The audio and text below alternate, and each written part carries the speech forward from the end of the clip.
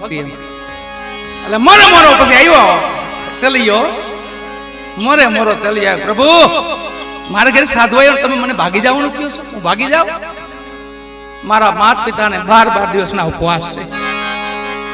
સાધુને જમવાની તો ટેક્સ છે ને. આજે મારી ઘરે સાધુને વહી જાવ, ભાગું તો મારી ભૂમકા લાજે, બોરિંગ નો જીલે ભાર, મેરું સરીખા ડોલવા લાગે, જેને આકાશ ને આધાર, મેરામણ માજા મૂકે તો ચલિયો સસુકે. અને મોરે મોરે ભગવાને રૂપ કરી લીધું પાછું ને હતા અહીંયા બેસી ગયા. મારા સ્નેહી એટલે વિજયભાઈ જોટવા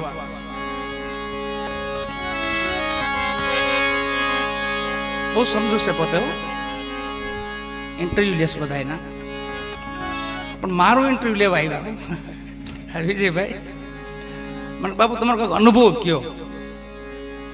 તમારો ઇન્ટરવ્યુ ટૂંકવું પડશે, તમારે કલાક 2 કલાક હોય ને, અમારું 2 કલાકમાં નહીં પતે. આ જન્મથી માંડીને ટાણ લગી ઇન્ટરવ્યુ જ દેવાય છે મારા, જ્યાં જાય ત્યાં ઇન્ટરવ્યુ હજી લગી હાલે છે. જો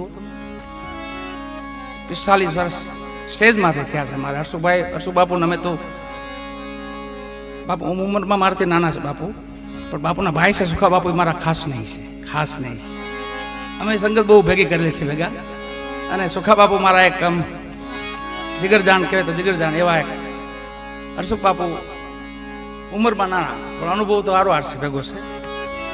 મોરે મોરો નહીં, આપણે મોરે મોરો કોઈ નામ નથી જાવ, અને જાવું તો ભક્તિમાં જાવ. મોરે મોરો કોણ આવ્યા હતા ખબર? સેલું આવ્યો તો ભગવાન હામો સેલૈયો. મોરે મોરો આવ્યો ભગવાન સાધુનું રૂપ લઈ અને નિશાળે ગયા. એ છોકરા તારી ઘરે સાધુ આવ્યા છે, મહારાજ આવ્યા છે, ગોરી છે, અને તને મારી નાખવાના.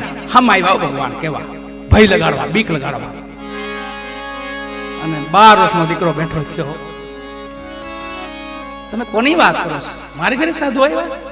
તો પોતે રાજી થઈ ગયો, મંચમાંથી બેઠો ત્યાં ઉભો થઈ ગયો. સાધુ? તો ભગવાનને અસર છું કે આને ભય કેમ નથી લાગતી? આને મોરો મોરો આને કહેવાય. વીરપુર ને પાદર મોરે મોરો આવ્યા હતા, એને મોરે મોરો કહેવાય. માં વીરબાઈ કીધું કાંઈ મુંજાવમાં એને હું કીધું સતી તમારી માંગણી કરી, પણ તો કે હું ક્યાં તમારી છું, હું એની સૌ, એટલે તમે કાંઈ ચિંતા કરો મને ભાર લ્યો માં ખોટો. એવા મારા પરબના મહાપુરુષો એમ બધા સંતો પણ પધાર્યા છે ધોરાજીથી. એવી આ ભીખારામ બાપુની આ પાવન ભૂમિ, અહીંયા 6ઠી પેઢી છે બાપુ કહેતા હતા મને, 6ઠી પેઢી છે આપણી હરિયાણીની. અને ગામને ખૂબ ધન્યવાદ દેવો પડે, ખૂબ ધન્યવાદ દેવો. જે ગામના દેવળ ને જે ગામના સાધુડા સુખી હોય ને એ ગામ સુખી જ હોય, સુખી જ હોય. આવા મંદિરો મેં કઈ ગામમાં ન જોયા. ગામ તો કાયમ રખડી છે અમે, પણ પોળાઓ પડી ગયા, પોળાઓ.